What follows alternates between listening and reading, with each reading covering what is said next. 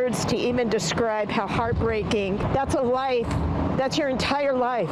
You don't get that back. Like a bomb was dropped. That's how the Los Angeles County Sheriff describes the destruction we're seeing from the massive wildfires burning in Los Angeles. The largest fires still at zero containment. Good evening. I'm Laura Painter. And I'm Chris Thomas. We do thank you for joining us. At least 5 people have died and dozens more have been hurt, but officials say that number will sadly increase. Almost 200,000 people have been forced to evacuate. And I want you to take a look because this map shows the scope of the fires burning tonight. Entire neighborhoods have just been destroyed. And a new fire started in just the last few hours. It's called the Kenneth Fire, burning just north of Calabasas and the 101 freeway. Listen to this. At 5 p.m., it was 50 acres. It's now almost 800 acres. There are several evacuations in the area. And as the firefight continues tonight, the mayor spoke just moments ago. We're already looking ahead to aggressively rebuild. The city of Los Angeles will lead in this effort in the areas that are impacted by the city. We are going to clear the red tape and unnecessary delays and cost and headaches that people experience in ordinary times so that we can rebuild your homes quickly. Alex Stone is live tonight in Altadena as we speak. And Alex, that's an area devastated by the Eaton fire. What are you seeing today? Yeah, it is complete devastation here, Laura, and still firefighters are trying to put out the very active flames in some neighborhoods and really up in the mountains at this point, all from neighborhood to neighborhood, home to home that has burned down. This was a chiropractor's office. It's completely gone now. The number of dead in these fires has risen in the last hour. It is now up to 7, 2 in Pacific Palisades, 5 at least here, but it's going to be some time. They won't know until they can get cadaver dogs in exactly how many people were killed. Almost unimaginable scenes in Los Angeles. KBC's Chopper giving us a gut-wrenching view of the devastation from multiple fires burning in Southern California. Really never seen any destruction like this before. Everything is gone. Block after block of homes destroyed in Pacific Palisades, heavy smoke lingering in the air. Filmmaker John Turtletaub lives in Malibu. Pacific Palisades right now could just be taken off the map. There is no Pacific Palisades. At least 5 people are confirmed dead, but the sheriff says he fears that number will go up. At one point, we'll be able to do a more thorough search of these impacted areas. Some of them look like a bomb was dropped in them, where we will be able to bring in canines and other things to help us. Fierce winds fueling the inferno, easing enough for planes to fly, picking up water from the ocean, dropping it on the fire. But those winds are forecasted to pick up.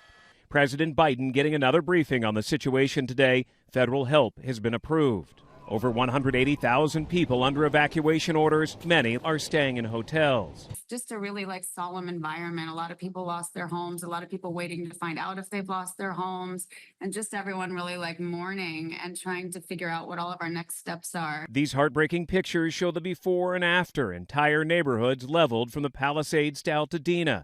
Amidst the devastation, neighbors helping neighbors. I mean, I don't even know most of them, and they're just, posting and out of the kindness of their hearts, they're helping, and it means so much to us. The concern is really the overnight hours tonight. The expectation from the National Weather Service is that there is another strong Santa Ana wind system that will be coming in overnight. So far, the winds are relatively calm, not so much up in the mountains where still the flames have been raging, but here in the city of Altadena, the winds have been calm today, allowing firefighters to really try to work on getting those flames out. Live in Altadena, I'm Alex Stone, ABC 10, back to you. Well, our thoughts are certainly with everyone impacted by these devastating fires. Alex, we thank you for the live update. Today, President Biden and Vice President Kamala Harris announced the federal government will cover 100% of costs for the initial disaster response. The White House says the funds will cover debris removal, shelter for families, and salaries for first responders for up to 180 days. They also announced generators for water supply and more firefighting equipment, including equipment from Canada, is on the way. It all comes as calls are growing to do more to tackle climate change. We have got to invest as a country in adaptation, and we have to invest in resilience. And that is about homeowners, that is about families, that is about cities and local governments, state governments. We have to put more resources into our fire departments and firefighters. The Biden administration also mentioned mental health concerns after the fires and called on the federal government to be prepared to help. The ABC 10 weather impact team is tracking conditions tonight. And Carly, is there any relief from the powerful winds and dry conditions fueling these fires? There is some relief, but it's not going to be for at least another 24 hours. And then after that, unfortunately, they're going to be hit once again with strong wind gusts moving in for them on Sunday. A red flag warning in effect until 6 p.m. on Friday, and we still have high winds and high wind warnings also in effect. Now, as we take a look at our smoke forecast, a lot of that's moving still offshore. And earlier today, we saw a lot of that still hugging the coastline all the way down even to San Diego. Now, as we start moving through tomorrow morning, the winds will pick up again, pushing it offshore, and some of that air quality is just terrible. We're looking at very unhealthy to hazardous air quality in and around Los Angeles, specifically near Palisades, as well as portions of Calabasas, Altadena. And then we're going to continue to see that pushing offshore. So everyone within the vicinity just not getting good air quality whatsoever, definitely limiting time inside. Taking a look at the futurecast winds, you can really see them pushing through tonight. Areas of Calabasas going to be getting hit hard, as well as portions of Pacific Palisades and Santa Barbara.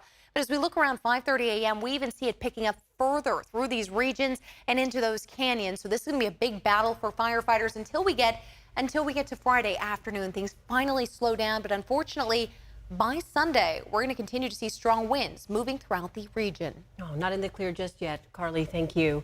The Los Angeles Fire Department's funding is in the spotlight as fires ravage parts of Southern California, but it's also raising questions here at home. Some fire districts in San Joaquin County, for example, are volunteer-based, and others say they can barely afford to stay open. ABC 10's Gabriel Porras has the story. If flames erupted in this Ripon neighborhood, the firehouse right next door would be of no help. Of the 3 firehouses serving the 20,000 people here, only 2 are open due to budget constraints, Ripon Fire says. It's been the status quo for years, but for Ripon residents like Scott Moline, seeing the devastation happening 300 miles south, just the footage of everything getting burned out is awful. Draws up images of what could be. Nobody wants what's happening down there to happen in their neighborhood. It's why Ripon Fire tried to pass a property tax increase to be able to staff one more fire station. Voters in August rejected it, but fire officials say they'll try again. I'm totally in support of them getting more money than they need.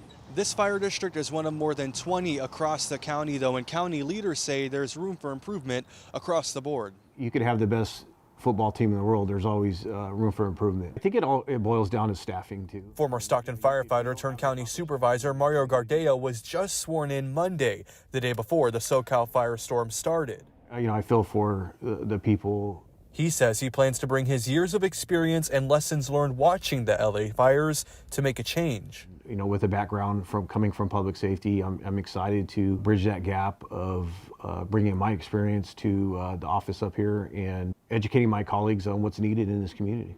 Community members like Scott are on board with that perspective as his friends living down south face a nightmare.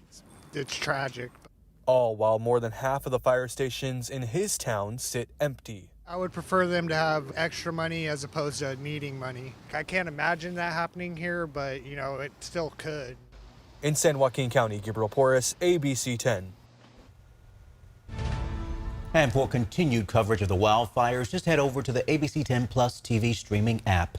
We'll have live updates and news conferences throughout the evening. You can download the ABC 10 Plus app wherever you stream.